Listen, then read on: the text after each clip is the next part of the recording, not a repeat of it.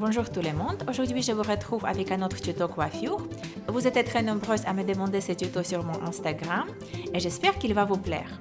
Je commence par séparer les cheveux que je vais utiliser pour créer ma tresse. Ici vous avez le choix, soit vous commencez à tresser à partir d'une raie profonde sur le côté, en fait je trouve cette version un peu plus facile, soit vous prenez les cheveux qui se trouvent au-dessus de votre oreille. C'est ce que je vais faire dans ce tuto.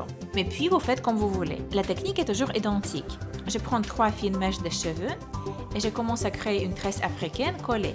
Donc je ramène les mèches extérieures au-dessus de la mèche du milieu, je les fais 3 fois et puis je commence à rajouter des cheveux lâchés à la mèche du milieu. Je croise et je rajoute. Ensuite je vais rajouter une étape supplémentaire. De côté droit on n'a pas de modification, on croise et on rajoute un peu de cheveux lâchés. Mais de côté gauche, il faut lâcher la mèche de gauche et remplacer-la par une autre mèche de cheveux. On ramène cette nouvelle mèche au milieu, comme si c'était la mèche de gauche. On croise et on rajoute. On lâche, on prend une nouvelle mèche et on la ramène au milieu. On croise, on rajoute, on lâche. On prend et on croise. Ici, je vous conseille de bien mémoriser les mots-clés. Croiser, rajouter, lâcher, prendre, croiser. Puis, il faut juste penser à ne pas rater aucune étape. On croise, on rajoute, on lâche, on prend et on croise.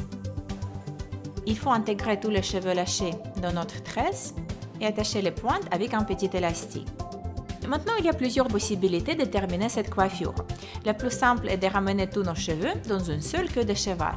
Moi, j'ai décidé d'utiliser mes cheveux pour créer un petit chignon. Je passe mes cheveux dans l'élastique pour créer une petite boucle. Je ramène les pointes vers l'avant, je fais un tour avec mon élastique et j'attache le tout. Finalement, je passe les pointes dans mon élastique encore une fois pour créer la dernière boucle. Maintenant, je vais tirer sur mes boucles pour les élargir. Je vais les ramener vers l'avant pour former un chignon plutôt rond et je vais l'attacher avec des barrettes plates. Avec cette technique, on va avoir des résultats différents à chaque fois. Donc ne vous inquiétez pas si vos chignons paraissent un peu décoiffés. Si vous allez essayer cette coiffure, montrez-moi vos résultats sur Instagram avec un hashtag tuto Lily Smooth.